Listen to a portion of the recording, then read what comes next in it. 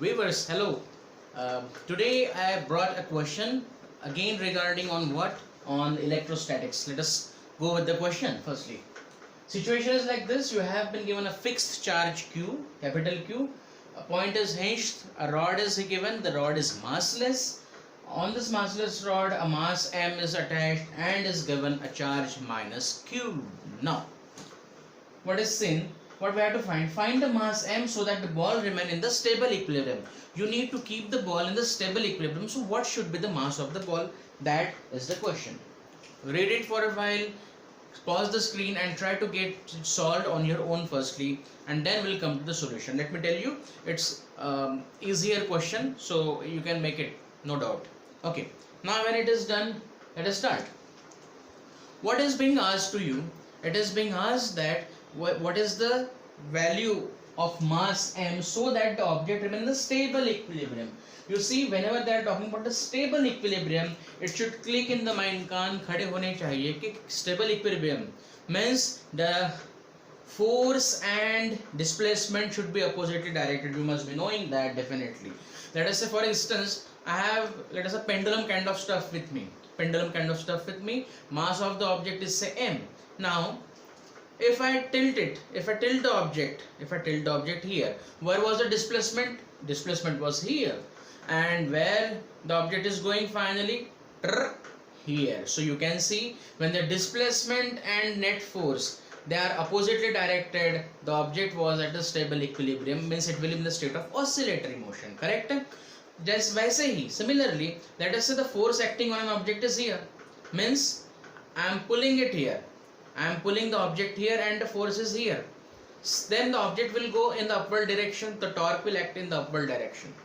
So what will happen? Well, whether it will be in the equilibrium or not? So answer is no.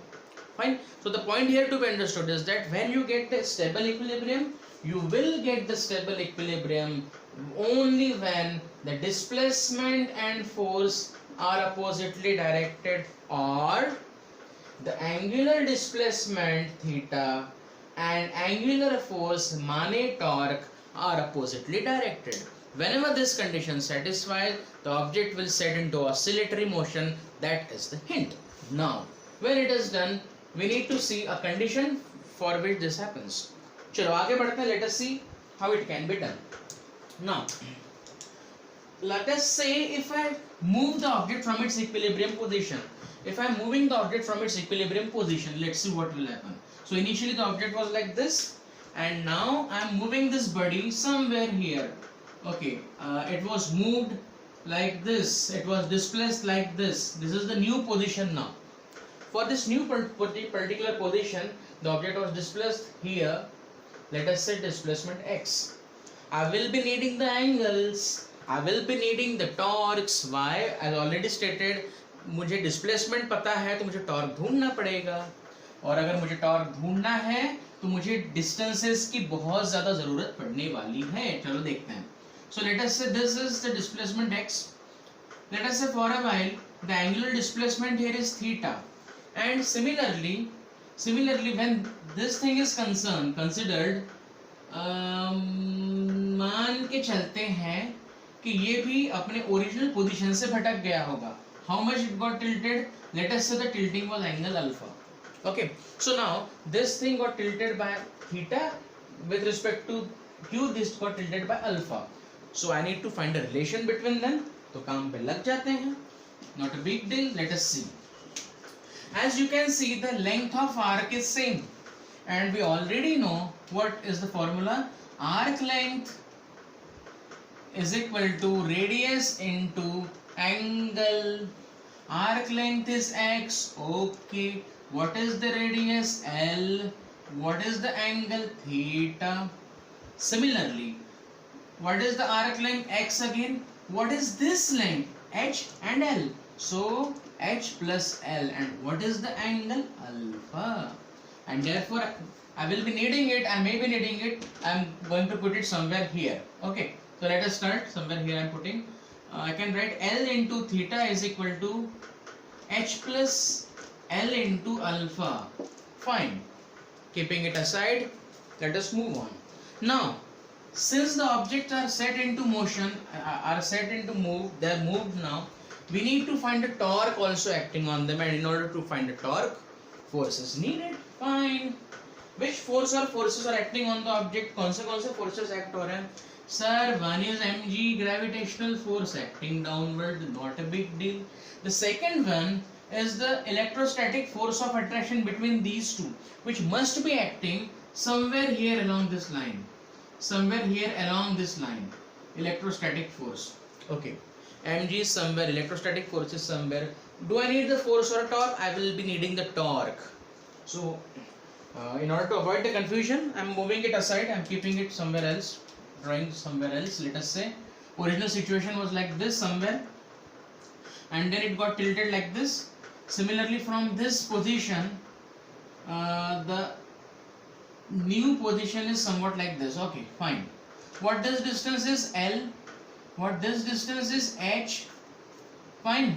This angle was theta and this angle was alpha. Now the only mathematical part is left. How to solve it? Let us see. How to solve it? Let us see now.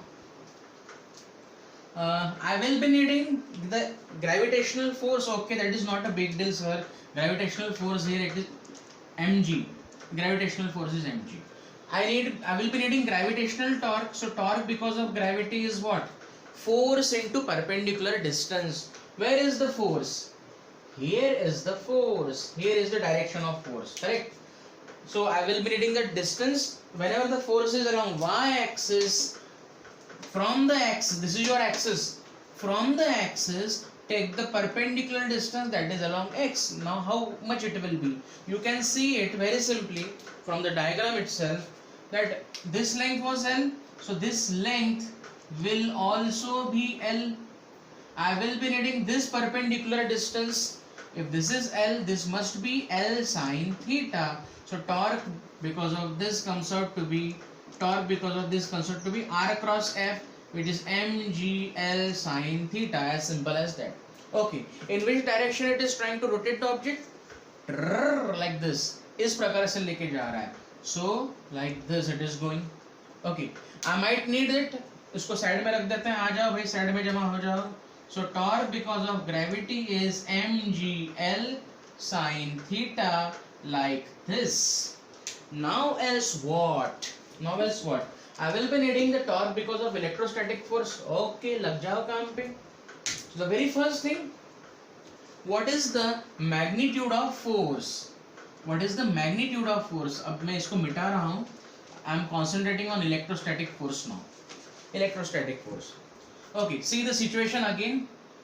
This distance was h from this point to this point. This distance was L. Okay, I just moved the object.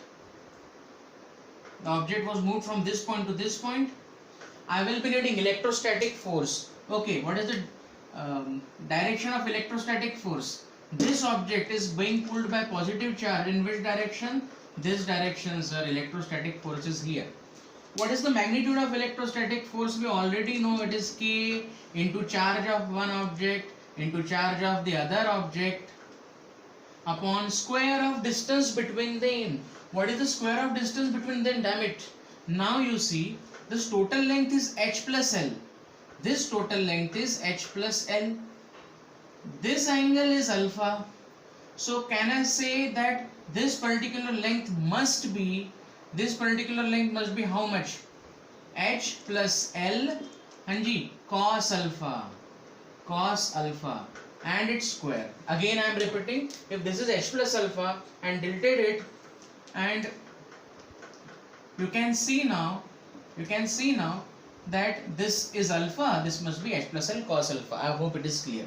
Let us move on. I will also be needing, this is electrostatic force, I will also be needing the torque and hence the perpendicular distance. Now please mind it, perpendicular distance कैसे मिलेगा? This is the force. This is the force. If this is the force, what should be the perpendicular distance? Which is your axis? Which axis you have taken? You have taken O as the axis, है ना? So if this is the force from O point, which is the perpendicular distance, I can see this one is the perpendicular distance. this one is the perpendicular distance. Okay, so I can say r perpendicular is what here?